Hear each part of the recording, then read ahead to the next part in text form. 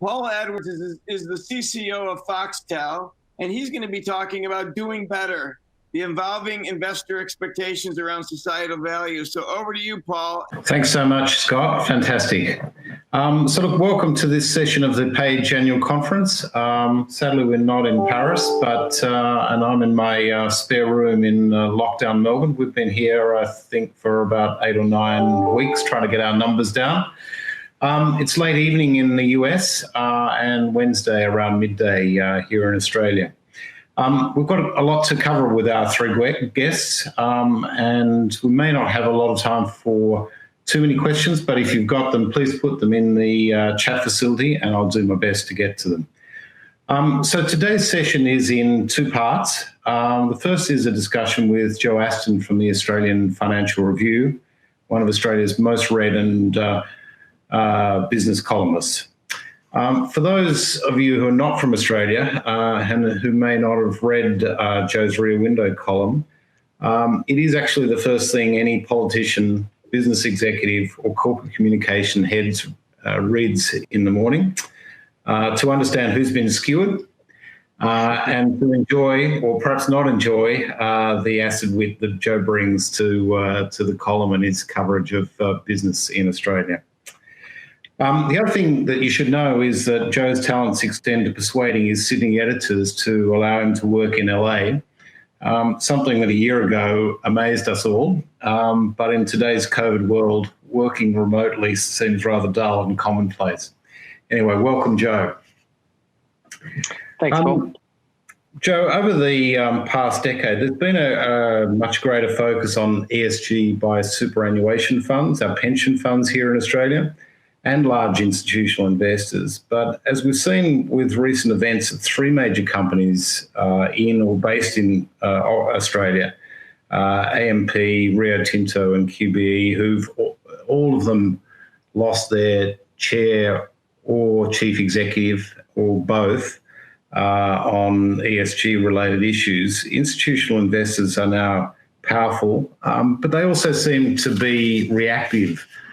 Tell us about the role of journalism in campaigning on issues and holding companies to account. Thanks, Paul. It's a complex one, and I can sit here in California and observe the way the business press in the United States interfaces with corporate America and marvel at how much we get away with in the Australian business press corps. I certainly think that the Australian superannuation system has created a huge beast.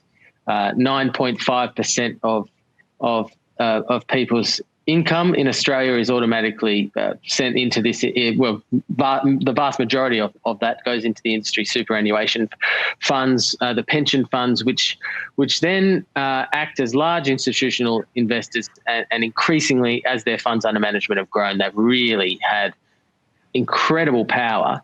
The largest one, for example, Australian Super, owns about, on average 5% of every one of the largest 50 companies listed on the Australian Securities Exchange. So you're talking about serious weight, and through that they've been able to bring their more progressive values on ESG into the equation. Now, obviously, Paul, as you say, there's a sense of reactivity, but I don't know that that's entirely fair, because over time they're imbuing the structure of corporate Australia with their values by insisting, but they really are the driving forces in terms of increasing the diversity of board composition, for example. And ultimately, as that actually takes effect, you're going to see companies not run into scandal by covering up sexual harassment cases created by executives, because gender diverse and sex diverse boards would never have allowed that to happen in the first place. I mean, maybe that's a courageous assumption, but that's the idea. So Yeah, look, I think the newspapers in particular, I can speak for my newspaper, and we have a particularly ferocious editor-in-chief, Michael Stutchbury, who's legendary for really campaigning on issues. And when something big goes down at a big Australian company, when a very, very compelling act of bad behaviour occurs, our newspaper doesn't just write a kind of straight factual report on it like you might read in the Wall Street Journal or the Financial Times. I mean, you will see us run a new angle on that story every day until something changes. And, you know, that's a particular style of journalism. There are some purists out there from the Columbia School of Journalism who might find that idea readily appalling, but it's the way we do things. And I certainly think it means that we often lead the institutional investor community on a lot of these big corporate scandals, and we do find investors looking reactive because ultimately they're following the press coverage when they ultimately act. So look, I'd like to have a look at Rio Tinto in this discussion. It's actually a top 10 company by market cap on London's FTSE index. And in the recent months, it's lost its CEO, the head of its massive iron ore business, and the head of corporate affairs following the destruction of the Juukan Gorge cave in Australia. It's a 46,000-year-old site of huge cultural significance to Australia's Indigenous people. You effectively broke that story and you campaigned with the front of the paper over several months for accountability on this issue. But, you know, in truth, for those who've read your column, you'd been looking critically at Rio Tinto for some years before that. What did you see there as a journalist, and what was missed by ESG experts? Because, in a way, reading your column, there was a bit of a canary in the coal mine about Rio, during those months before this destruction. Yeah, so Rio is a really good example to talk about at a CCO conference, because the reason I first became kind of interested in Rio Tinto was because its chief communications officer lied to me, and she told my colleague, our mining columnist, very respected in the global mining industry, Matthew Stevens. He's just retired, but told him that the chief financial officer was not retiring. The rumours were wrong, and having told our newspaper that, the following day, the company announced his retirement. So that aggravated us quite badly, which led me to look into some of her conduct and behaviour. And lo and behold, she presented at a conference and took a vast slab of her speech. She plagiarised verbatim from a World Economic Forum paper, and then that led me to think, well, what's she talking about here? And it came down to what Rio Tinto was saying about sustainability, and Rio Tinto being the largest emitter of carbon of any mining company in Australia, yet claiming to have differentiated itself by selling its coal mines.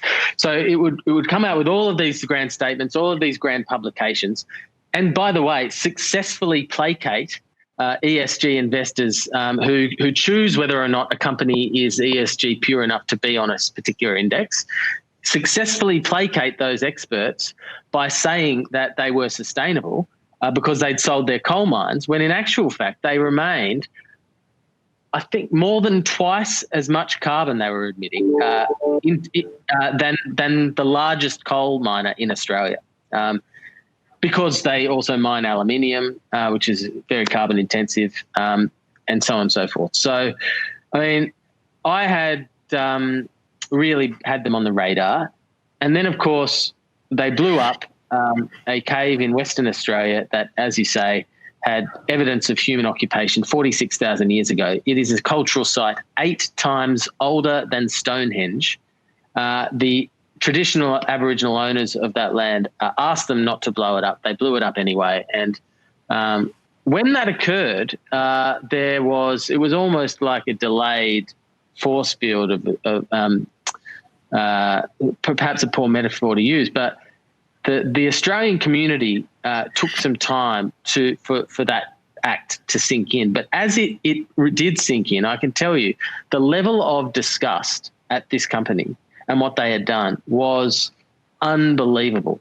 I mean, the feedback that we were getting from readers, the feedback that other superannuation or pension funds were getting from their account holders saying, how could you be a shareholder in this company, was just massive. So this was a big issue in Australia over the winter, over the northern winter. Over your winter.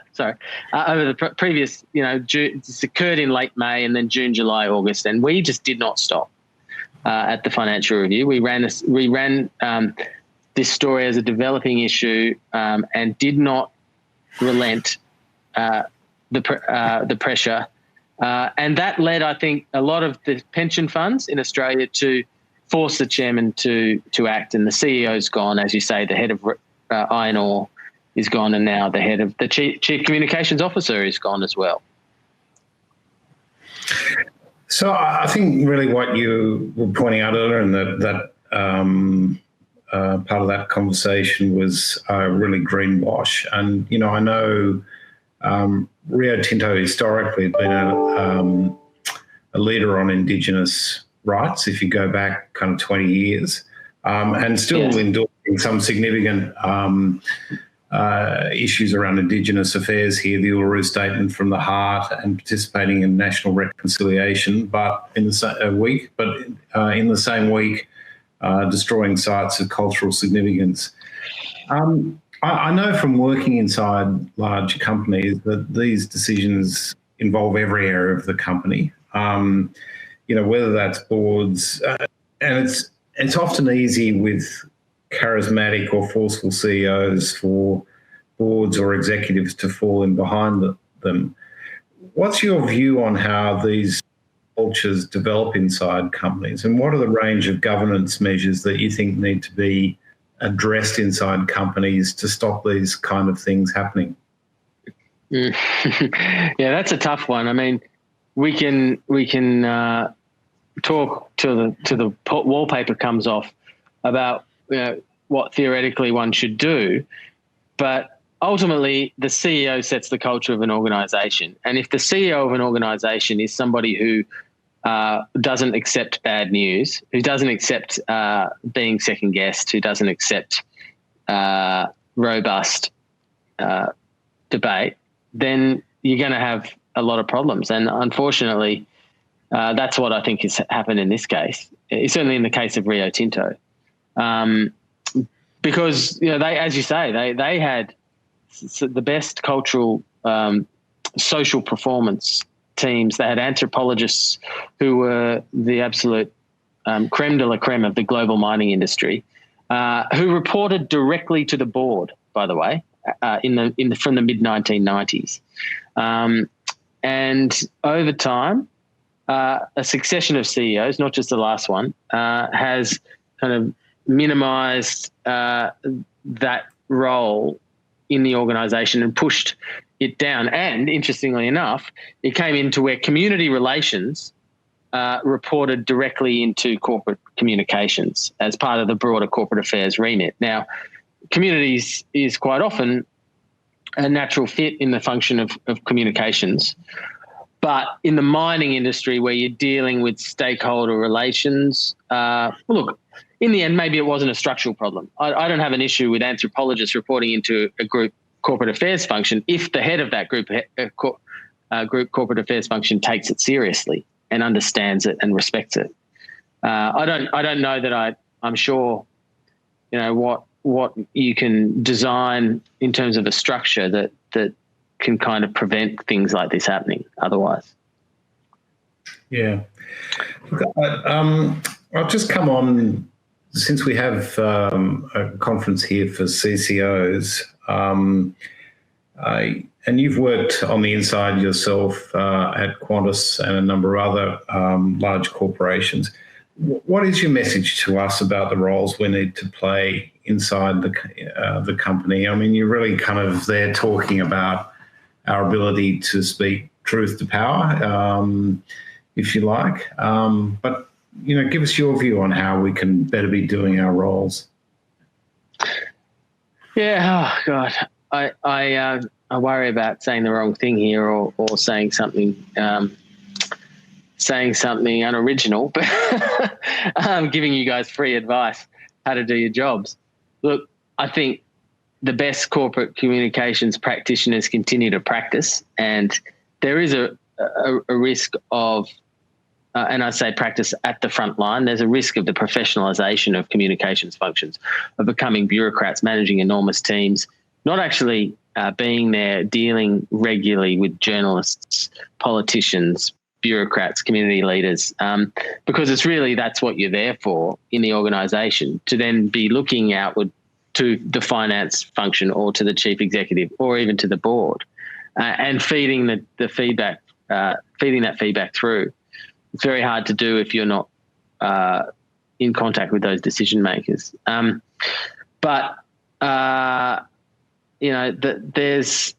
also a sense that the corporate affairs function is so important to almost maintain, even in your own mind, a sense of that independence that you quite often get from the company secretariat, because sometimes, in fact, more often than not, it's the corporate affairs chief who needs to tell the board that there's a problem with the chief executive. Now, that's always going to be very difficult given the way the incentives align. Joe, I've got a couple of questions here. One from Roger asking just to clarify that around 9.5%, 10% of people's income in Australia is in compulsory superannuation, which is correct. And I think it's actually rising, Roger, to 11% in a couple of years' time. So it does make those superannuation, those pension funds, very powerful. I've got another one from Dan Lachlan, and maybe I can kind of just have a bit of a go at interpreting this. But I think what's interesting for me is the shift from corporate affairs officers understanding the media cycle as a 1, 2, 3 day thing to something which actually now may extend over months. And I think that understanding leads you to give quite different advice on the longevity of issues to your chief executive. I'd be interested just in how your papers found that driving your readership, and whether we're going to see this become a more regular feature of the Australian media. This multi-month campaigning where you've got an issue that. Yeah, it's a good question. I'm not really qualified to answer it because I'm not the editor, but I do get a sense that my editor really relishes owning a story like that, and it's I suppose taking what's quite normal in more general news reporting and in the publishing world, where investigative reporters cling onto an issue, whether it be corruption, political corruption, or crime issues, and they really delve in and they stick their teeth in and they keep going.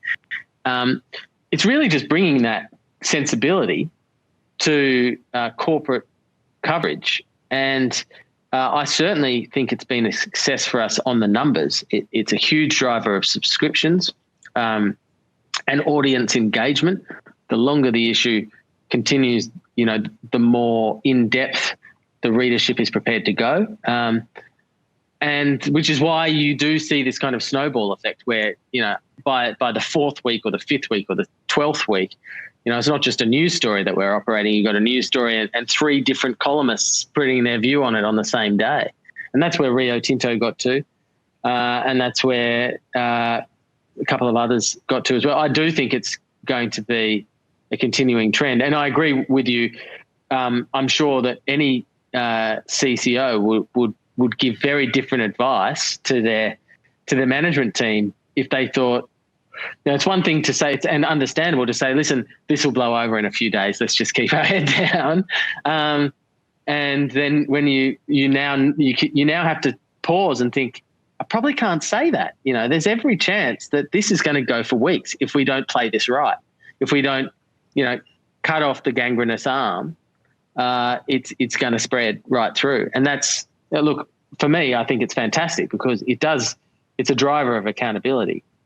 But I agree, but I'm agreeing with you, Paul, very much that it has got to change the way as communications professionals you risk assess at the front end. Yeah, and look, I think we saw that with the other company that we haven't mentioned, QB, where the board actually moved much more quickly and decisively to deal with a sexual harassment issue before the media really got hold of it. So I thought that was an interesting development as well. Hey, Joe, thank you so much for giving up time. It was a really fascinating discussion, and thank you again. I now want to turn to the second part of our session, which I'm pleased to have two leaders from corporate Australia join us to discuss their experience around managing issues around culture, values and trust. The first is one of Australia's leading corporate governance and company law experts, Elizabeth Johnstone. Elizabeth is the chair of the Australian Stock Exchange Corporate Governance Committee, and she coordinates the boardroom engagement program of one of Australia's leading law firms, Blake Dawson, and regularly advises on governance issues, directors and officers' duties, corporate policies and practice. And I'm also pleased to welcome Andrew Hall. Andrew has just become CEO of the Insurance Council of Australia, but was previously Executive General Manager Corporate Affairs at Commonwealth Bank, where I had the pleasure of working for him. And before that, he was Director of Corporate Affairs at Woolworths and the Federal Director of the National Party, one of Australia's major political parties. So welcome, Elizabeth and Andrew. We have a lot to cover as well. Elizabeth, can I start by asking you to talk about how the ASX Corporate Governance Council has approached these issues around culture, values and trust, and listed entities that fall short in meeting community expectations? Okay, thank you. Can you hear me? All good? All good. Okay. Just a quick correction. For more than a decade, I've been a full-time non-executive director, long gone from Blake Dawson, but a full-time non-executive director. Look, I will answer the question. I just need for our audience to help people understand what this Corporate Governance Council is. It brings together 19 bodies from our financial services sector, everyone from all of those super funds you've just been talking about, the pension funds that you've been talking about, the Investor Relations Association, all the major accounting bodies, the Business Council of Australia. So really, when we add it up, representing probably most Australian adults because of the mandatory superannuation you've been talking about.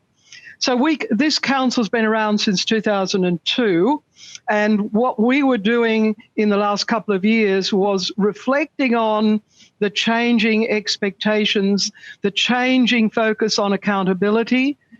We had a major judicial inquiry that was underway into our financial institutions, and so we were really understanding in the preparation for the fourth edition, which was launched last year, of the Principles and Recommendations document that binds all of our listed entities in Australia, we were really coming to terms as a whole group of these 19 organisations that make up the Corporate Governance Council, coming to terms with what was changing. And the most powerful things that were changing were the nature of accountability, and in that, of course, the increased power, as has already been discussed, the increased power of some of our superannuation or pension bodies. We were coming to terms with the way that some of the issues were being played out very publicly, whether we were talking about issues like harassment in the workplace, or whether we were talking about Indigenous culture and the way it was viewed, whether we were talking about the environment. What we were aware of was this increased focus on going beyond the narrow interests of shareholders to looking at what the wider group of stakeholders might be.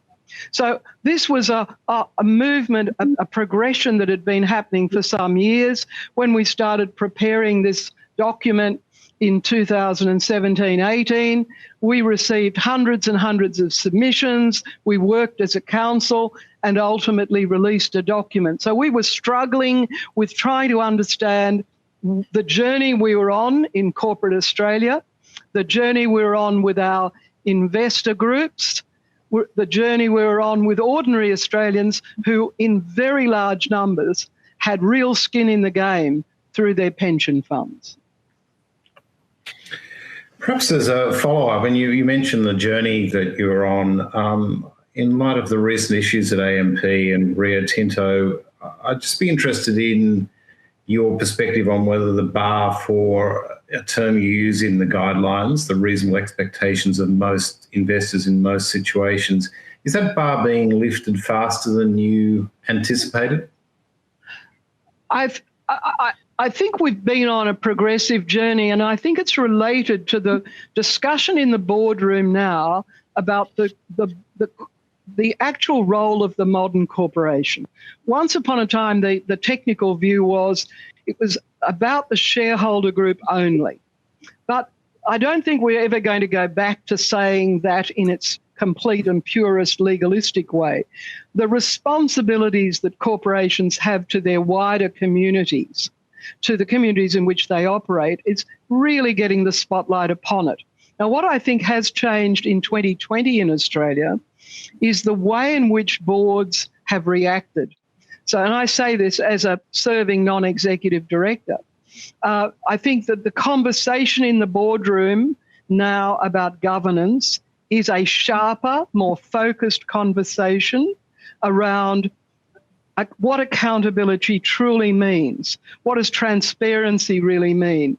What are we obligated to expose and discuss? And then, even more importantly, perhaps, Paul, what action should we take and in what time frame? So we've seen some of our largest financial institutions really make very direct public statements about what they have and haven't done, and where significant fines for where they've fallen short. And then in the last couple of months, as you and Joe were talking about, we've seen some very decisive action in deciding that it's time to part ways with CEOs, chairs, directors, corporate affairs people, anyone in the chain of true decision making. So I think the pace of change has escalated in 2020. Thanks, Elizabeth. Andrew, if I can turn to you, you worked at Commonwealth Bank through some issues particularly around financial regulation, which saw the bank's CEO and chairman leave. Can you tell us about that experience? Absolutely, Paul, and it's nice to be talking to everyone. I trust that the audio is coming through from Sydney loud and clear. I started at CBA in 2013, and 2 weeks into my new role there, we received a call from an investigative journalist asking some questions. The Commonwealth Bank, for context for everybody, is Australia's largest bank. It has a market capitalisation of probably about $100 billion and around about 30% market share. So it's a very large institution.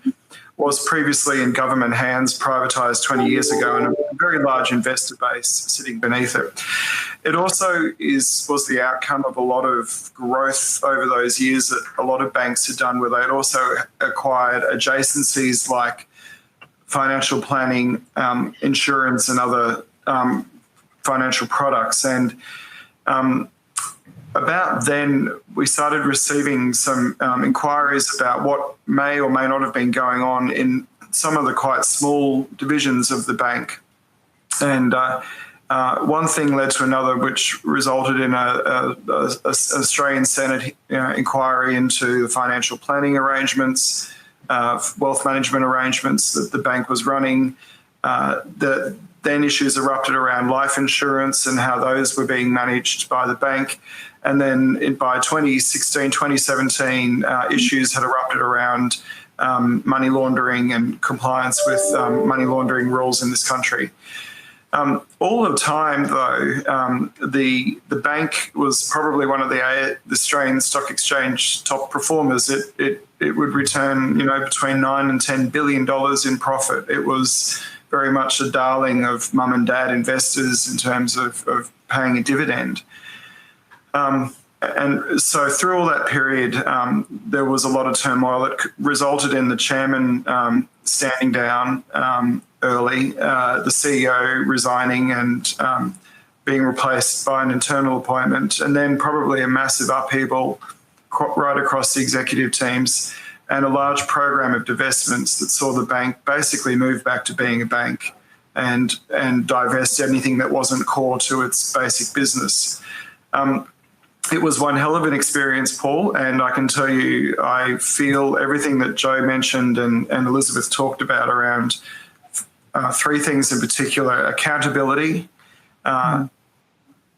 culture, and that ability for CCOs and the function that we have to be able to speak up and question, and the role that we can play in that part, because we usually know how the movie's going to end. And being able to bring that forward quickly is really critically important. Yeah, look, I just reflect, because obviously having worked with you there, I've been a keen watcher and admirer of Matt Common, the new chief executive, and his leadership. And, that was acknowledged recently in the Australian Financial Review in their power issue, I think, which rated him number one, which is somewhat astonishing in a 3 years into a turnaround. But you were, one of the architects of really that reputation turnaround strategy there. Can you share a little bit of the secret sauce of that turn? Yeah. Well, and interestingly, Matt was an internal appointment, and quite often in these large companies that you talked about, like Rio and others, the first natural answer is we need an external CEO. Matt had actually been at the bank for 20 years, so he actually had this real desire and commitment to see the brand evolve and earn back the trust of the community and be where it should be. People talk about there was a large commission of inquiry into the financial services sector. The journey for CBA, the Commonwealth Bank, started before then, when we had a review of our culture. Matt became CEO. The prudential regulator in the country did a massive governance and cultural review of our organisation, and it effectively shone a light on those real issues of accountability, and a key concept that we quickly introduced and changed the culture of the organisation, which was around the can we, should we question. So if as a company, as Elizabeth said, you're beyond working for profit and shareholder return, you're there to serve a greater purpose. If you can understand what that purpose is, and then you can empower your culture to be asking the question, can we, should we? It's interesting the different types of outcomes that eventually arise through that process. And layer on top of that accountability, and all of a sudden you get proof points of action. You can never communicate your way out of a corporate failure like what we were experiencing. It's actions, not words. And once we understood and believed that, things started to change. Just a final question before we go back to Elizabeth, which was really around how do you retain your objectivity as a long-serving corporate officer and not become captured by that executive groupthink on what is acceptable and what's not. And can I get your thoughts on speaking truth to power within a large company? It's often a delicate balance with your boss, but I think you were exceptional at it at CBA. I'd love to kind of get your views on that. Well, thanks, Paul. I think I sometimes didn't feel like we were being very exceptional, but and now when I look back on where the Commonwealth Bank has emerged in recent times, it feels the work that we were doing together across the business paid off. We set ourselves some targets about how do we prove that we can be a better organisation, and literally we, from a tactical point of view, set the business a goal to have one proof point every week that could be, spoken about to investors, to government, to consumers directly through marketing. One thing that has changed that proves that the bank is changing, and even having that discipline run from the top down holds people to account, because there's that difference between, look, this is what we really want to do, and eventually we'll get there too. Actually, we've given a commitment that, for example, that fee that we charge on those bank accounts to those people really isn't right.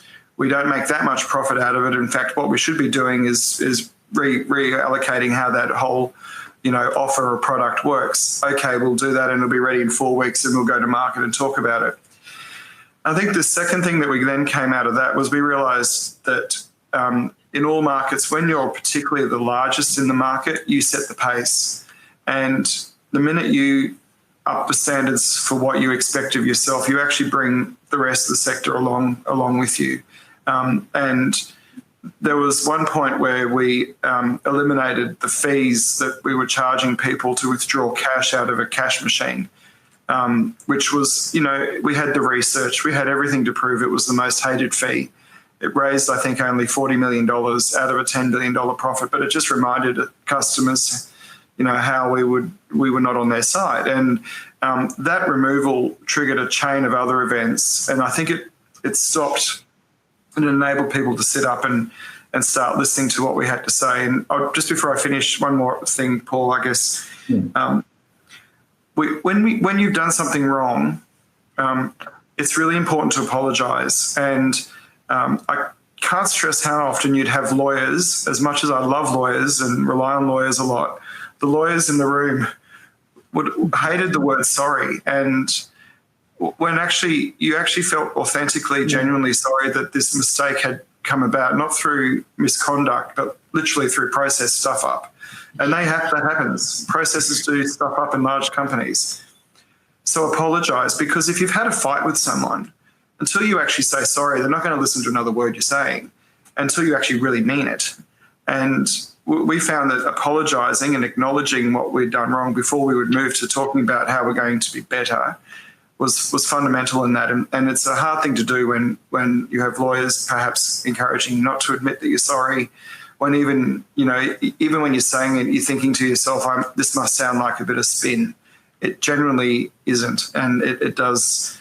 If you can get over that first hurdle, the rest of it starts to come naturally, that putting it right. And can I add something on that?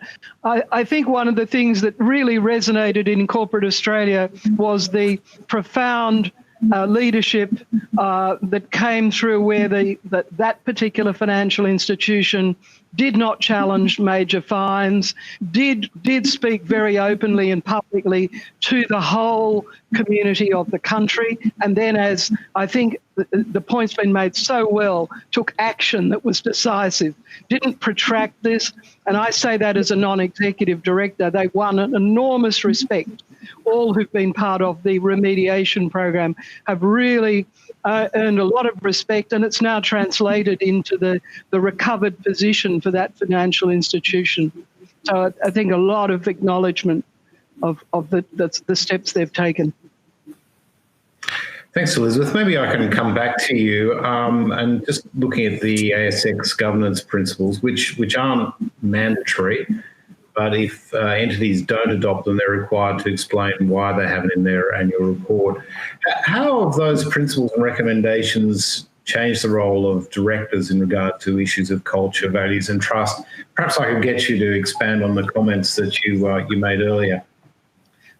It's a really interesting point because, as I say, the document that I brought to launch in February last year was the result of enormous numbers of consultations, meetings with large numbers of people, lots of written consultation documents, etc. But the interesting thing was to go back and look at where we were when we released the first edition a long time ago, where there was much less discussion about culture.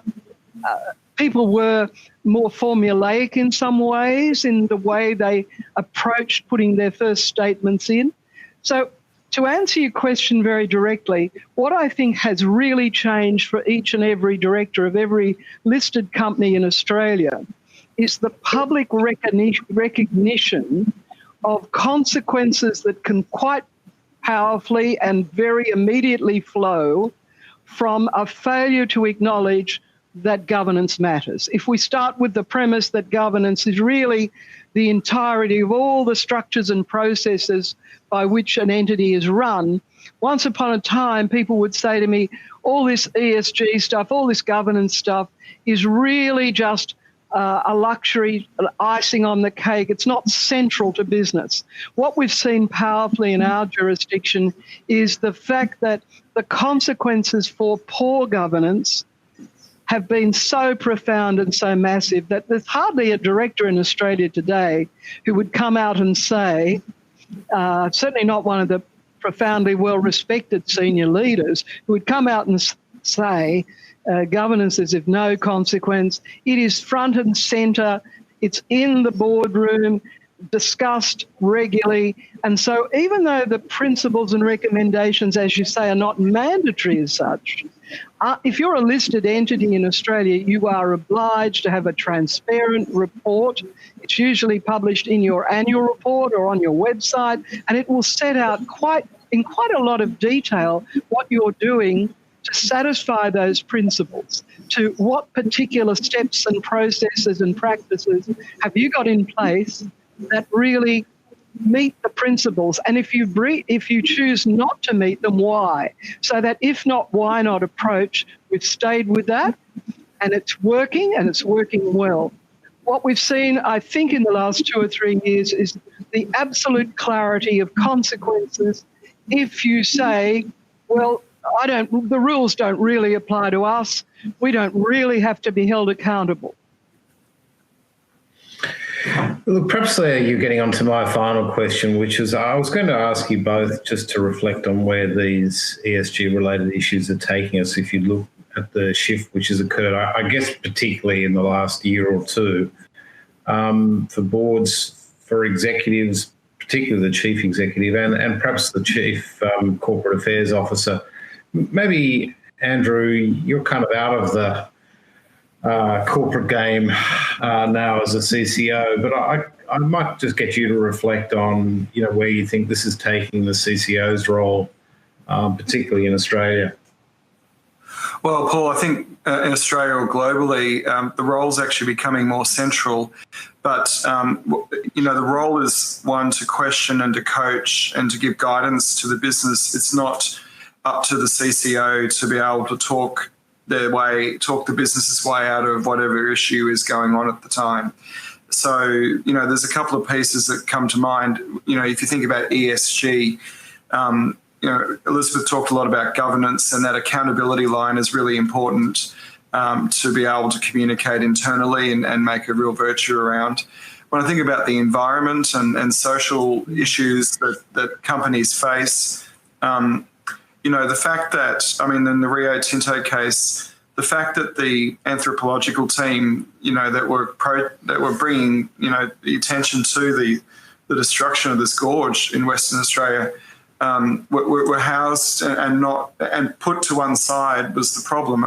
I think, the head of whatever the business is the person who has to face the board and explain what are they doing to meet their environmental and their social governance issues. So, in fact, what you're doing in the CCO office is you're coaching and guiding them on what community expectations are about, whether it's climate or whether it's, social or whatever. And it's up to them find those proof points that they can take to the board to satisfy their board and their investors and the wider community that what they're doing is operating at a level that they're meant to be operating at. So I think that's how the roles are evolving. ESG is no longer a nice to have small little team that's tucked away in a corner producing a nice glossy report that's meaningless when it's held up to the light. It's far more embedded now in the actual commercial strategy side of things. If the business has a strategy day and doesn't start with the ESG team giving them a horizon scan of risk, then there's something seriously wrong about how they're planning their commercial enterprise. I'd add 3 quick points to that as well. I'd say that the time frame and the tolerance level has changed. So where you might have been able to sort of work your way through a story or see it out, live it out, the time frame the board has, the tolerance that directors have today for these sort of breaches in these areas has really lessened. When I'm sitting around the board table, people are being held to account quite directly for their actions, and I think the consequences are changing. We did not use the phrase social license to operate in the 4th edition of the ASX Corporate Governance Principles and Recommendations, but we were very focused on the changing expectations of the wider stakeholder group. And that's what I think is right at the centre now, the centrepiece. We'll always have to keep coming back and saying, okay, what does that translate into? What is accountability? If we're going to talk about healthy cultures in our corporations, we've got to talk about, well, not separate rules for one group of people and another group of people. It can't be money trumps all. Thank you, Elizabeth. And to you, Andrew, I think that advice around informing, coaching, guiding, rather than talking our way out of issues is really fantastic. And interestingly, if you look at the page principles, tell the truth, prove it with action, we're actually going back to the core of the function. Look, can I thank Joe, Elizabeth and Andrew for their candour and insight? A really fantastic session.